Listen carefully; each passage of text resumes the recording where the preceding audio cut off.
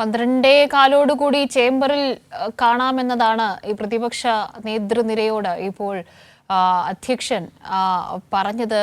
ബഹുമാനം തനിക്ക് നൽകണമെന്ന നിലയിലാണ് ജഗ്ദീപ് ധൻഖർ സംസാരിച്ചത്. തനിക്ക് തരാത്ത ബഹുമാനം എങ്ങനെ തിരിച്ചു നൽകും എന്ന ചോദ്യമാണ് മല്ലികാർജുൻ ഖാർഗെ തിരികെ ഉന്നയിച്ചത്. വലിയ വാക്ക് തർക്കങ്ങളിലേക്കൊക്കെയാണ് പോയത്.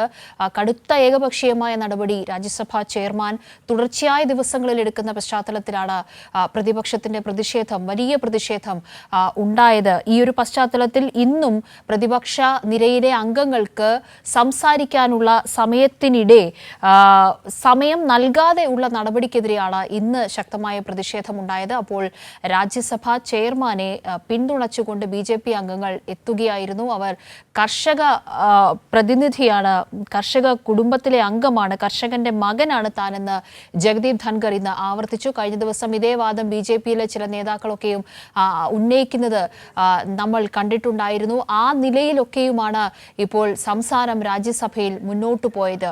സിബി ഒരിക്കൽ കൂടി ചേരുന്നുണ്ട്. സിബി, എന്താണ് സംഭവിച്ചത്? വലിയ ബഹളമായിരുന്നു രാജ്യസഭയിൽ.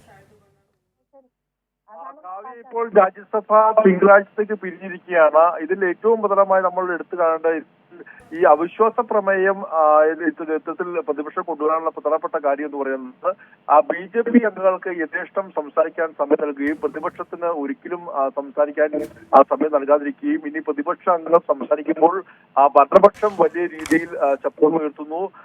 രാജ്യസഭാ അധ്യക്ഷൻ തന്നെ ഇടപെട്ടുകൊണ്ട് സംസാരിക്കാൻ സമയം നൽകാതെ വരുന്ന ഒരു സാഹചര്യമുണ്ട്. കഴിഞ്ഞ 3 വർഷമായി ഇങ്ങനെ തുടരുന്ന ഒരു പശ്ചാത്തലമായിരുന്നു ഈ ഒരു അടിയന്തര അവിശ്വാസ പ്രമേയ നോട്ടീസ് നൽകിയത്. എന്നാൽ ഈ അവിശ്വാസ പ്രമേയ നോട്ടീസിൽ കഴിഞ്ഞ 3 ദിവസങ്ങളായി സഭ പ്രതിഷേധിക്കുന്ന സാഹചര്യം ഉണ്ടാകുന്നു. അവിടെ BJP അംഗങ്ങൾ രാജ്യസഭാ ചെയർമാന് വലിയ ഒരു പ്രതിരോധം നിൽക്കുന്നു. മാത്രമല്ല ഇന്ന് ആ വിഷയം അത് ഒരു കർഷകന്റെ പുത്രനാണ് രാജ്യസഭാ അധ്യക്ഷൻ, അദ്ദേഹത്തെ അപമാനിക്കുന്ന എന്ന രീതിയിലേക്ക് ഈ പ്രശ്നത്തെ മാറ്റിമറിക്കുന്ന ഒരു BJPയുടെയും RSSന്റെയും അജണ്ടയാണ് നമുക്കിന്ന് പാർലമെന്റിൽ കാണാൻ കഴിഞ്ഞത്. അദ്ദേഹം ഒരു OBC വിഭാഗത്തിൽപ്പെട്ട ആളാണ്, അദ്ദേഹം കർഷകന്റെ പുത്രനാണ്, അദ്ദേഹത്തെ പ്രതിപക്ഷം അപമാനിക്കുന്നു എന്ന രീതിയിലേക്ക് ഈ ഒരു വിഷയത്തെ മാറ്റിമറിക്കുന്നു എന്നുള്ളതാണ് ഇതിലേക്ക് പ്രധാനപ്പെട്ട കാര്യം. അതായത് ഇതിനൊരു മറ്റൊരു വൈകാരിക രീതിയിലേക്ക് മാറ്റാനുള്ള ശ്രമം BJP ബോധപൂർവ്വം നടത്തുകയും എന്നാൽ പ്രതിപക്ഷത്തോടുള്ള പക്ഷപാതപരമായ ഒരു സമീപനം എന്ന കാര്യം അവിടെ അവഗണിച്ചുകൊണ്ട് മുന്നോട്ട് പോകുന്ന ഒരു രീതിയാണ് കാണുന്നത്. എന്തായാലും ഇത് തന്നെയാണ് ഇവിടെ പ്രതിപക്ഷം യഥാർത്ഥത്തിൽ മല്ലികാർജുൻ ഖാർഗെ അടക്കം പ്രതിപക്ഷത്തെ സംസാരിക്കാൻ അനുവദിക്കാത്ത ഈ ഒരു സംഭവങ്ങളെല്ലാം തന്നെയും പ്രതിപക്ഷത്തുള്ള വിവേചനമെല്ലാം തന്നെ ജനങ്ങൾ കാണുന്നുണ്ടെന്ന് മല്ലികാർജുൻ ഖാർഗെ ഇപ്പോൾ പ്രതികരിക്കുകയും ചെയ്തു. പ്രതിപക്ഷത്തെയാണ് താങ്കൾ ഇൻസൾട്ട് ചെയ്തതെന്നും മല്ലികാർജുൻ ഖാർഗെ വ്യക്തമാക്കുമെന്ന് നമുക്ക് കാണാൻ കഴിഞ്ഞു. എന്തായാലും വലിയ രീതിയിലുള്ള പ്രതിഷേധമാണ് ഉണ്ടായത്. ഇതിപ്പോൾ 3 BJP അംഗങ്ങൾ, അതായത് കിരൺ ചൗധരി ഹരിയാന എന്നുള്ള BJP അംഗവും നീരജ് ശേഖർ, സുരേന്ദ്ര സിംഗ് നാഗർ, ഈ 3 പേർക്കും സംസാരിക്കാൻ വേണ്ടി 10-15 മിനിറ്റ് അധികം സമയം നൽകി.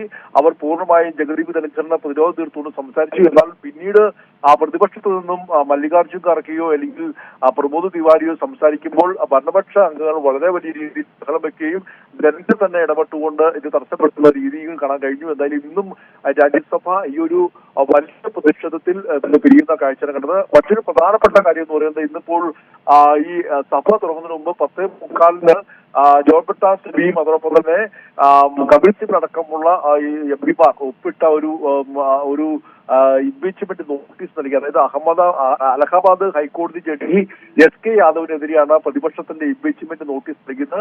55 MPമാർ ഒപ്പുവെച്ച ഇംപീച്ച്മെന്റ് നോട്ടീസാണ് ഇന്നിപ്പോൾ രാജ്യസഭാ സെക്രട്ടറി ജനറൽ കൈമാറിയത്.